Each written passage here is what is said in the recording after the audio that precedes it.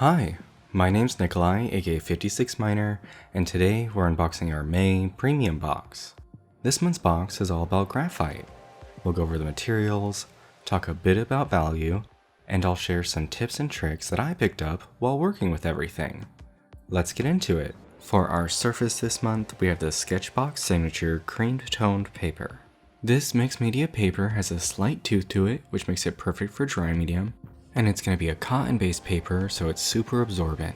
The next item in our box is going to be a custom curated set of the Faber-Castell matte graphite pencils. We curated this set to feature a wide range of values and included a soft pastel and white for some striking highlights.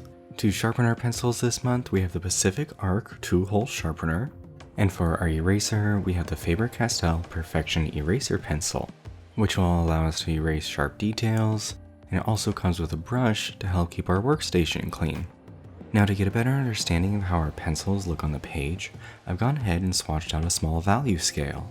So as we can see, our 2B is going to be our lightest pencil, while our 14B is going to be our darkest. And since that soft pastel is lighter than our toned paper, it's going to act as a highlight. Now, last month we talked about the importance of technical drawing, so this month I thought it'd be fun to apply some of those same principles. So here I'm going to do a quick sketch of an eye, starting with that fundamental shape of a sphere. Then I'll identify the upper lid, the lower lid, the tear duct, and then the crease. I'll also sketch out some of the surrounding area, that way we can really emphasize the eye sitting in the ocular socket. These early steps in your sketching process are really the most important. It's where you do a lot of problem solving and troubleshooting. It's these early stages in your drawing that really make or break your entire piece. Now that I'm fairly happy with my sketch, I'll go in and start to build in areas of value. This is how we're going to achieve an effective depth to really showcase that eye sitting in that socket. Using our eraser pencil, I'll go in and clean up a few areas, bringing those to the foreground of the piece. Then with our 4B pencil, I'll go in and emphasize our darkest areas. And this is where you can see that just adding a darker pencil and increasing the value range can really add a lot of depth to our piece. This increase in value range is also going to be an increase in contrast. Now, contrast can be defined as the relationship between your light and dark values and the range in between, and the human eye loves contrast. So any area that's high in contrast, our eyes will naturally go to. If you'd like to practice some value control and experiment with contrast this month, try taking some inspiration from our prompt, Shadow. Using our darkest pencil, the 14B, I'll go in and add some lashes, paying special attention to the roundness of the eye form. Because the eye is a sphere, those lashes are going to change direction as it follows the curvature.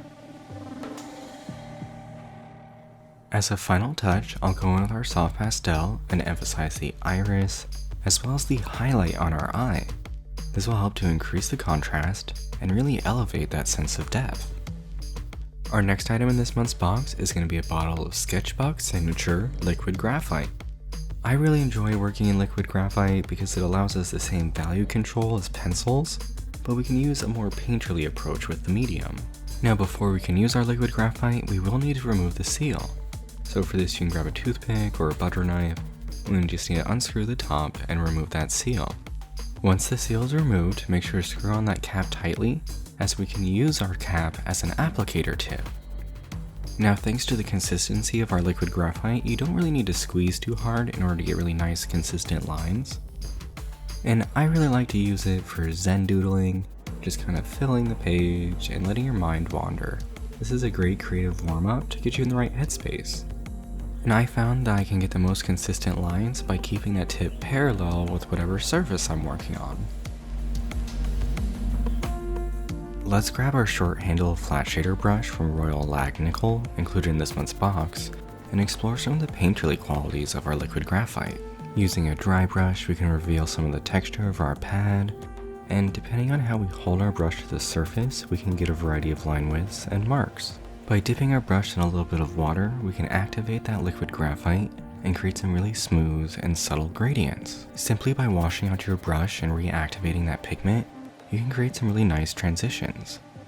Due to liquid graphite's water-soluble nature, we can actually pre-mix our graphite in order to achieve a variety of value, just like we talked about with our pencils. Now that we've got a good understanding of our materials, let's do something a little bit more complex. For this, I'm going to do a quick sketch of a tiger's head, starting out with those basic shapes and then adding in a few details. The goal here isn't photorealism, we're just trying to make a kind of stylized tiger head. Now, once I'm happy with my sketch, I'll go ahead and mix a very light value of our liquid graphite and test it out on my scrap piece of paper, just like we did in March. This will help to ensure that I mix the right value, but also keep me from going too dark too quickly.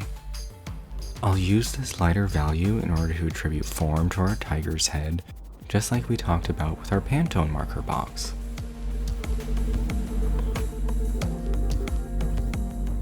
I'm also going to use our liquid graphite in order to create a background for our head. So I'm going to use the same technique that we did with our gradient earlier. I'll start with some undiluted liquid graphite, activate it with a bit of water, and then spread that value around. By letting certain areas dry and going back in and layering that liquid graphite, we can create a really fun textural effect. This is also going to help increase the contrast in our piece, which will help our tiger stand out more. Now, once our background is fully dry, I'll go back in with our matte graphite pencils and start to add some characteristic stripes and details to our tiger head. Now, whenever working on something symmetrical or balanced, I typically like to bounce between the left side and the right side. So while tiger stripes are not perfectly symmetrical, I can attempt to make them more symmetrical by working on one side and then changing over to the other. So every mark that I make on the left, I'll immediately go and make on the right.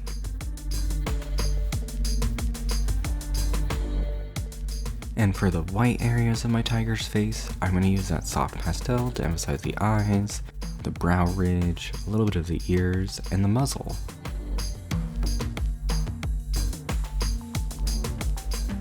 Just by adding these few touches of white to our piece, we can dramatically increase the contrast and the visual interest. Let's grab the last item in this month's box, the Hero Arts Glimmer Gold Metallic Ink. Now, right out of the bottle, this glimmer ink packs a punch. Due to its consistency, we can get nice thick opaque layers with a single pass, which makes it perfect for adding gold details like the liner on our eyepiece. And thanks to our shader brush, we can get a nice crisp edge with our glimmer ink. And once our gold is fully dry, we can go back in with our matte graphite pencil and re-emphasize those lashes. One of the things that I really enjoy about the Hero Arts Glimmer ink is it's not just in a metallic ink, but it's also got a fair amount of yellow pigment to it. So by diluting our glimmer ink with a bit of water, we can actually get some nice transparent color. And we can always go back over it with some undiluted ink in order to get those nice, thick, opaque gold areas. And even when it's diluted, we can still get a fair amount of shimmer. Starting with some of that diluted metallic ink, I'll go in and fill in areas of our tiger, and then go in with a thicker undiluted ink. That way I can get a little bit of value variance.